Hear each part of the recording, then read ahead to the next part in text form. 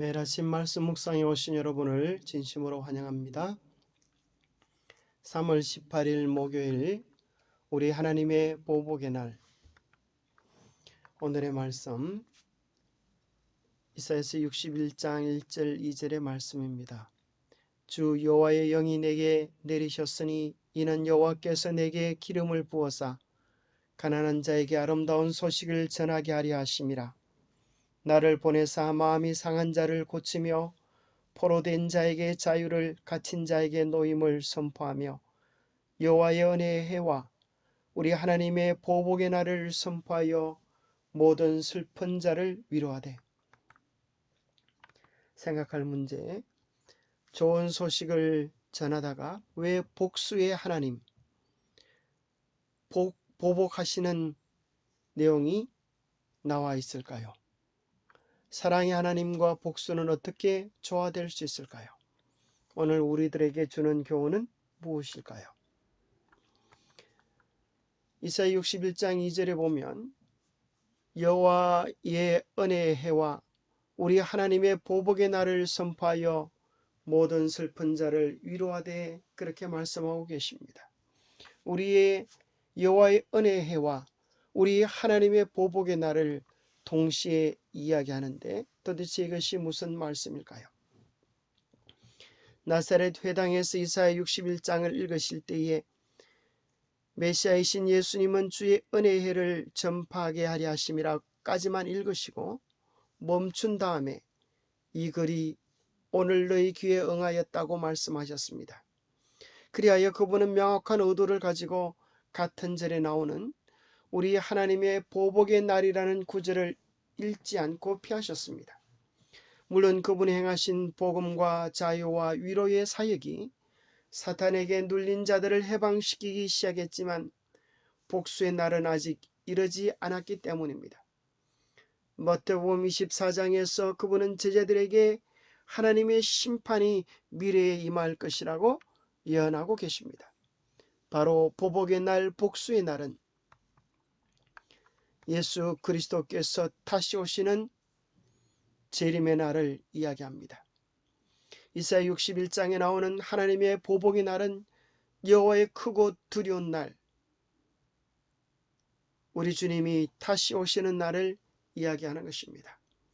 그날에 그리스도께서는 이 땅에 다시 오셔서 원수를 멸하시고 억압받는 남은 자와 그분의 백성을 자유롭게 하심으로써 지구를 불의로부터 해방시키실 것입니다.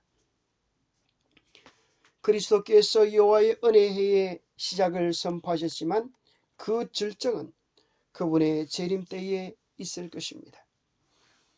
우리를 용서하시고 구원하시고 회복하기 원하시는 그리스도를 거절하면 우리는 누구나 다 그 심판의 날, 우리를 공의로 심판하시는 그분 앞에 설 수밖에 없게 될 것입니다. 사랑의 하나님과 복수는 어떻게 조화될 수 있을까요? 그것은 통전의 양면과 같은 것입니다. 참으로 구원의 은혜를 받아들인 사람들에게는 그것은 영원한 구원의 복음이지만 그 복음을 외면하고 거절하고 자기 고집을 끝까지 버리지 아니하는 자들에게 그날은 슬픔의 날이요, 진노의 날이요, 심판의 날이요, 멸망의 날이 될 것입니다. 마치 시험을 잘 준비한 학생에게는 시험 보는 날이 그의 이제까지의 온갖 고초와 어려움이 드디어 영광으로 열매 맺는 날이지만 공부를 하지 않고 탱자 놀면서 자기 즐거움만을 추구했던 사람들에게는 그날이 두렵고 무서운 날이 될 것과 같습니다. 그러나 우리 모두를 향한 하나님의 마음은 어떠한 것입니까?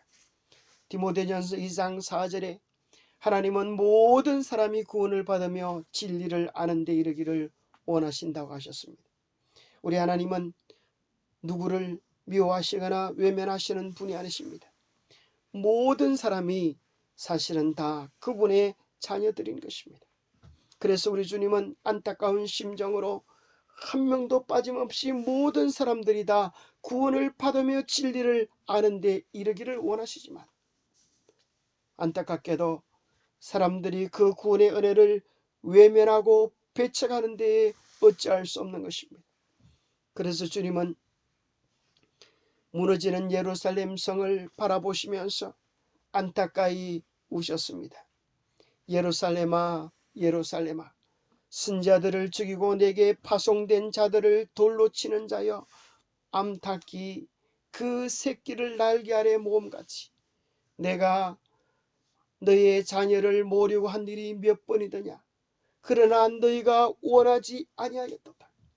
한 사람을 구원하기 위하여 주님께서는 얼마나 많이, 얼마나 간절하게, 얼마나 자주 그의 마음을 두드리고 계셨습니까?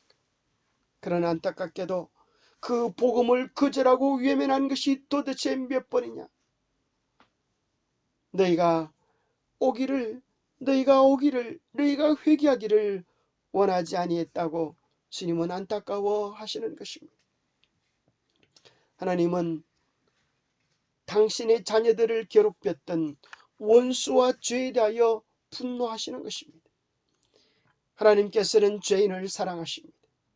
그러나 죄는 미워하신다고 하는 사실을 기억하셔야만 합니다.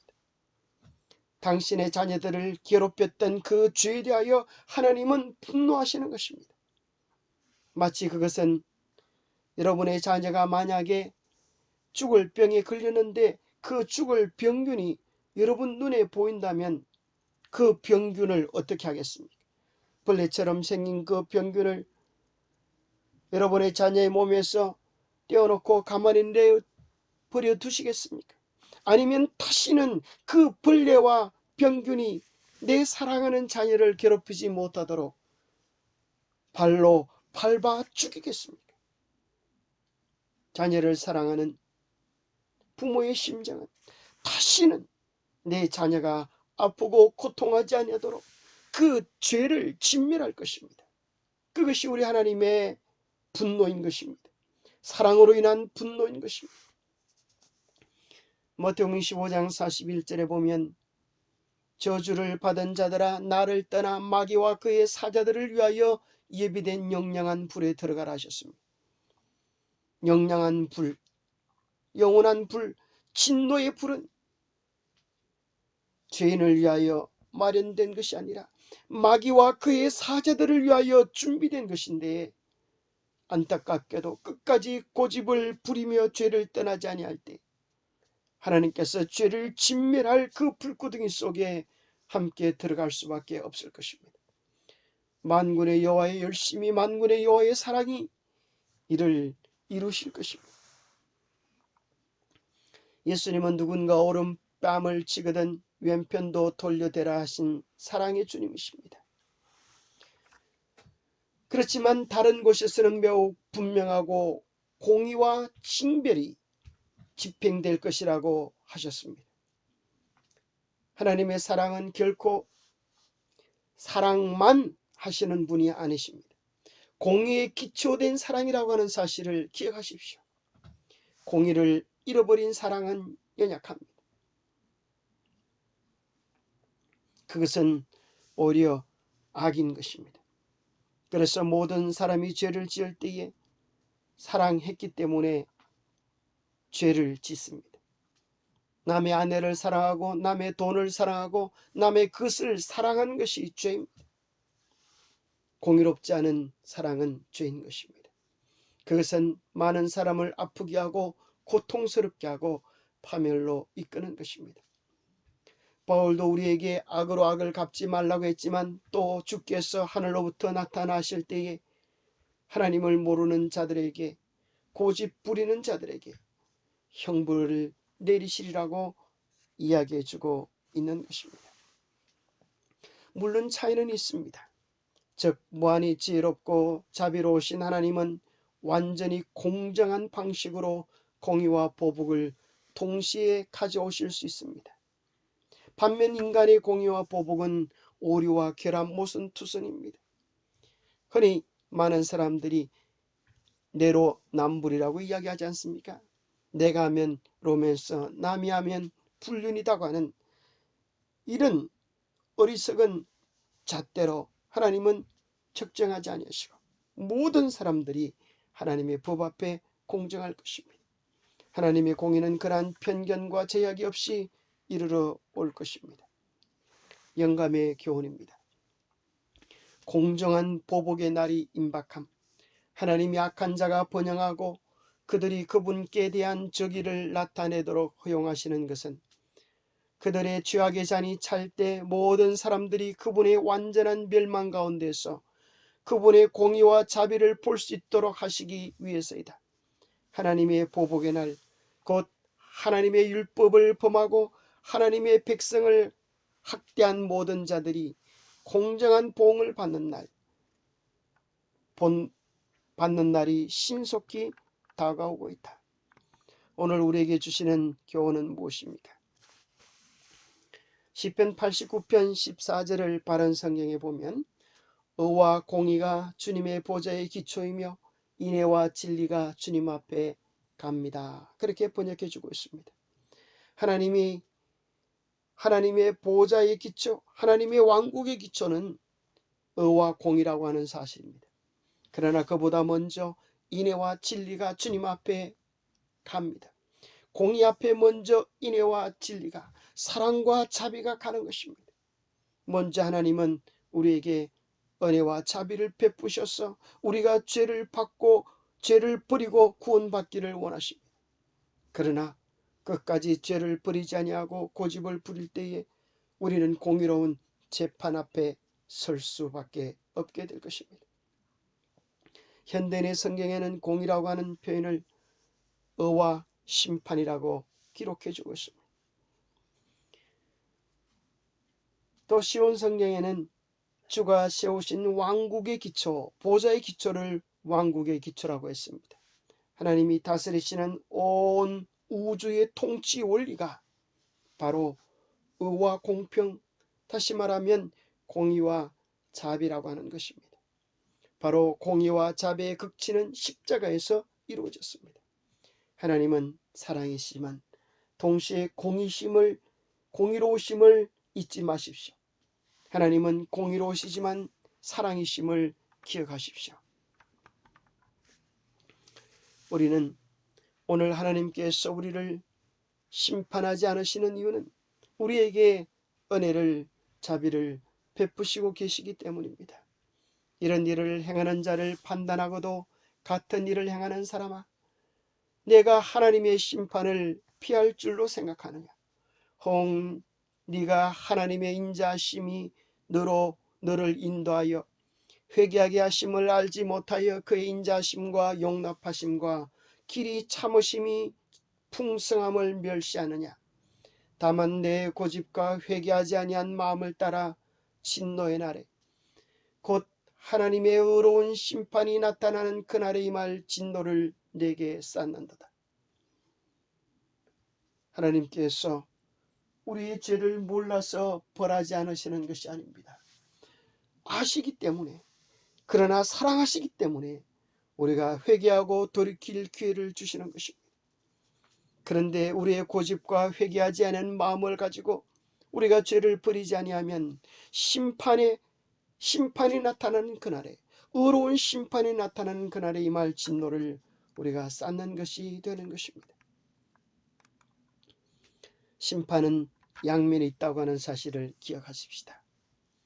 주님의 사랑과 자비를 받아들이는 자는 이제 영원한 구원이지만 그 자비의 초청을 거절하는 자들에게는 영원한 멸망이 될 수밖에 없을 것입니다. 그러므로 여러분은 하나님의 자비로우심과 엄하심을 생각하십시오. 넘어진 자들에게는 하나님이 엄하게 다스렸습니다. 그러나 여러분이 계속해서 하나님의 은총 가운데 있으면 여러분에게는 자비를 베푸실 것입니다. 그렇지 않으면 여러분도 잘리게 될 것입니다. 하나님의 자비로우심과 엄하심을 생각하십시오. 우리가 고집을 부리고 진리를 떠나면 하나님의 음하심이 우리를 위하여 준비되어 있을 것입니다.